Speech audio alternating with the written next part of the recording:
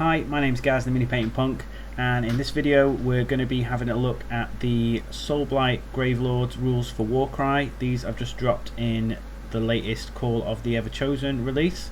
It also adds a 4 to 6 player new campaign, which is pretty cool, but in this video I want to have a look at the Soulblight Gravelords and how they compare to the Legions of Nagash Warband, which they are pretty much replacing.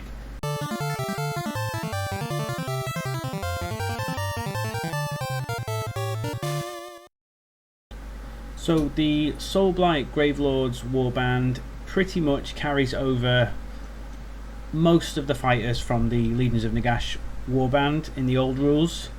So what's actually different? Well, there's a few new fighters been added, including stuff from Cursed City and a few of the new Soulblight Gravelords models as well. There's been some changes to the points costs, a few stat changes, and a few ability changes as well. So they've added a whole new leader ability. This is a new triple, Call of the Crimson Feast. Add 1 to the attacks characteristic of visible friendly fighters while in 6 inches of this fighter. So leader can give a boost to nearby troops. They have changed some of the points costs of the abilities. So the Deathly Charge, which was an ability for mounted units, that has moved from a quad to a triple, so that's now cheaper to use. And they have swapped out Cursed Weapon, which was just a attack boost, number of attacks boost, with Vampiric Agility, which is for basically any of the vampire characters.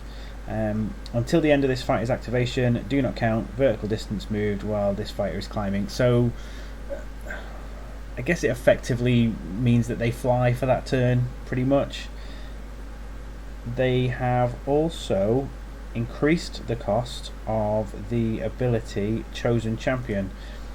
It's gone from a double to a quad, which I thought was pretty crazy at first, but they've actually changed the ability completely. So it's actually an extra attack action, adding half the value of the ability to the number of attacks as well.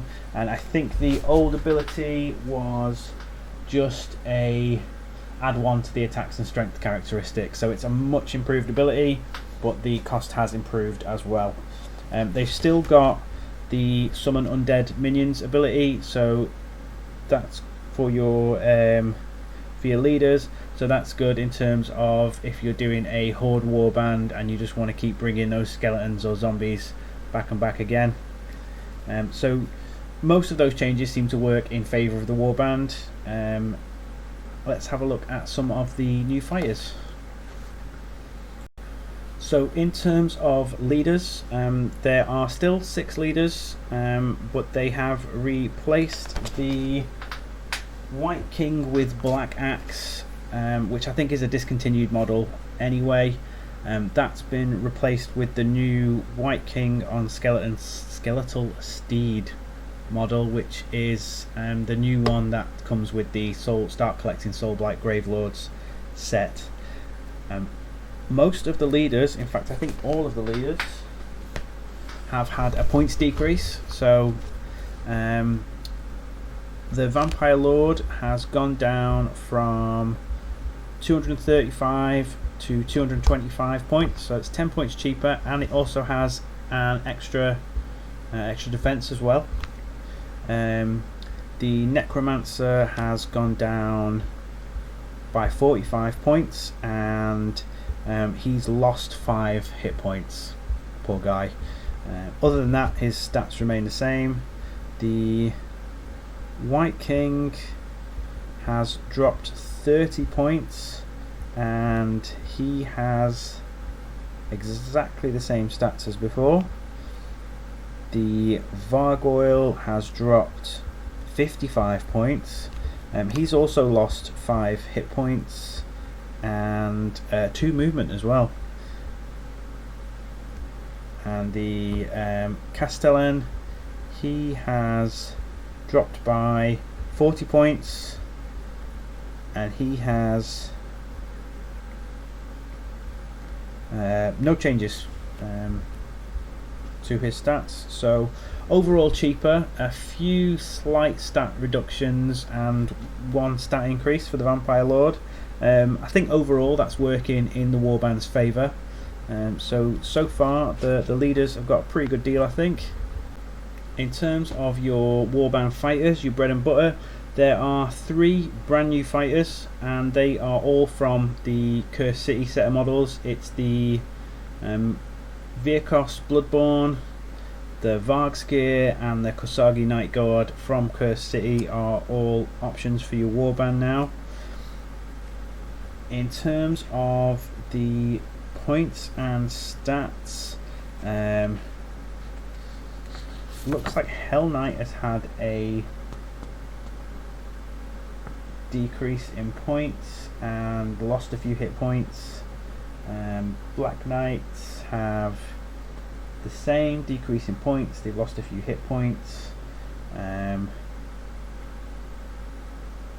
Your Skeletons and Skeleton Champions, they've all gone down. So the Skeleton Champion's gone down 10 points, and the Skeleton Warriors have gone down by 5 points, but the stats remain exactly the same. No changes there, just again slightly cheaper, which works out for your Warband.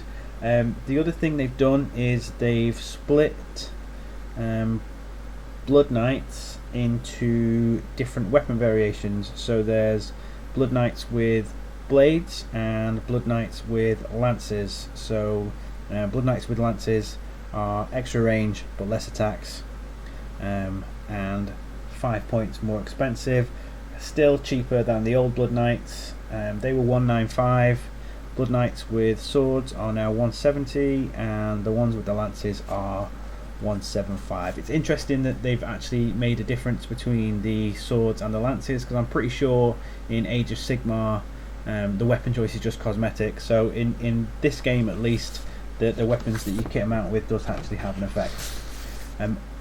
Overall, I think this is all pretty positive. Like I say, there have been a few minor changes, mostly in terms of hit points going down, but it looks like the cost of everything has gone down. So this Warband definitely seems a lot more tempting than the Legions of Nagash Warband, even though that one was fun to play. Looks like you might get a bit more bang for your buck out of this one, and new fighters to choose from is always a good thing. So yeah, thank you very much for watching. I'll be back with some making videos soon. The reason I've been on a bit of a hiatus is because the independent alternative shop I work at, where I also pierce, has recently become a Warhammer retailer, and I've been pretty much heading that up.